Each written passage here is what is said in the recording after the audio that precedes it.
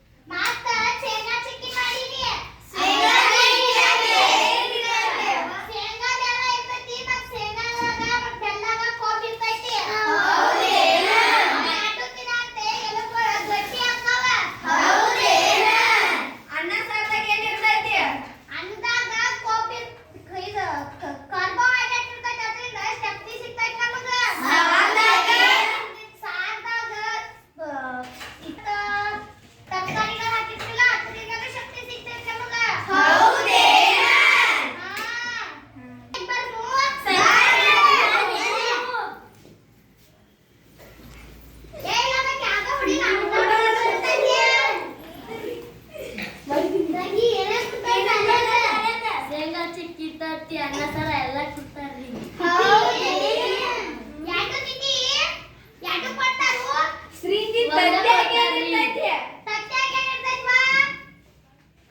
Carbohydrate ಇರ್ತೈತಿ ಕಬ್ಬಿನ ಅಂಶ ಇರ್ತೈತಿ. ಯೋಗ ಮಾಡ್ತಾರ ನೋಡುನು ಬಾ ಬಾ ಹೋಗೋಣ. ಇದಕ್ಕೆ ಏನಂತಾರು? ಯೋಗ ಅಂತಾರಂದ್ರ ಉಸಿರಾಟಕ್ಕೆ ತೊಂದರೆ ಆಗತ್ತಲ್ಲ ಅದಕ್ಕೆ ಇದನ್ನ ಮಾಡ್ತಾರ.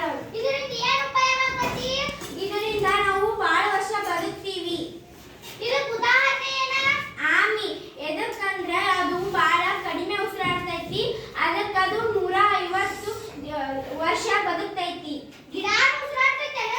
ಹೌದು, ಅದು ಹರ್ಯಾವತ್ತ ಅದನ್ನ ದ್ಯುತಿ ಸಂಶ್ಲೇಷಣೆ ಮಾಡ್ತೈತಿ, ರಾತ್ರಿ ಹೊತ್ತ ಉಸಿರಾಡ್ತೈತಿ. ಅದಕ್ಕ ಗಿಡದ ತಳಗ ಹುಣಸಿನ ಮರದ ತಳಗ ಮಣಗಬಾರ್ದು. ಅದಕ್ಕ ಮಣಗ್ರ ಏನಾಗ್ತೈತಿ? ಅದಕ್ಕ ಉಸಿರು ಗಡ್ತೈತಿ ಕಾಣ್ಲೆ. ಅದಕ್ಕ ನಾವು ದೇವ ಐತಂತಿ ಒಣಲಿ. ಹೌದು, ಹಂಗಂದ್ರ ನಾನು ಊರಾಗ ಎಲ್ಲಾರ್ಗಿ ಹೇಳ್ತನ ಗಿಡದ ಬಡ್ಯ ಮಕ್ಕೋಬೇಡ್ರಿ ಅಂತ. ಅಲ್ಲಿ ದೇವ ಇರಂಗಿಲ್ಲ, ಅದ ರಾತ್ರಿ ಉಸಿರಾಡ್ತೈತಿ ಅಂತ ಹೇಳಿ. ಹಾ, ಜೀವಿಗಳ ಲಕ್ಷಣ ಇದು. ಮಾಡ್ತಾರ ಹೋಗ್ಬರ್ನು ಬಾ.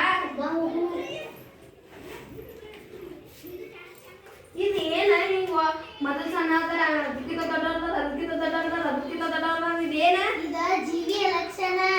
ಇದ ಸಣ್ಣ ದೊಡ್ಡ ಇರ್ತೈತಿ, ಬೆಳವಣಿಗೆ ಇರ್ತೈತಿ. ಹೌದೇನ? ಬೆಳೆದಂದ್ರ ಹೆಂಗ? ಸಣ್ಣ ಇರ್ತೈತಿ ಫಸ್ಟ್, ಆಮೇಲೆ ಹಂಗ ಬೆಳವಣಿಗೆ ಆಗ್ತಿರ್ತೈತಿ. ಅದಕ್ಕೆ ಉದಾಹರಣೆ? ಅದಕ್ಕೆ ಉದಾಹರಣೆ ನಮ್ಮ ಬಟ್ಟೆನ ತಗೋ. ನಮ್ಮ ಬಟ್ಟೆ ಈ ವರ್ಷ ಹಾಕೊಂಡಿದ್ ಮುಂದಿನ ವರ್ಷ ಬರಲ್ಲ, ಅದ ಬೆಳವಣಿಗೆ. ಹೌದೇನ? ಇದ 4ನೇ ಜೀವಿ ಲಕ್ಷಣ. ಹೌದೇನ?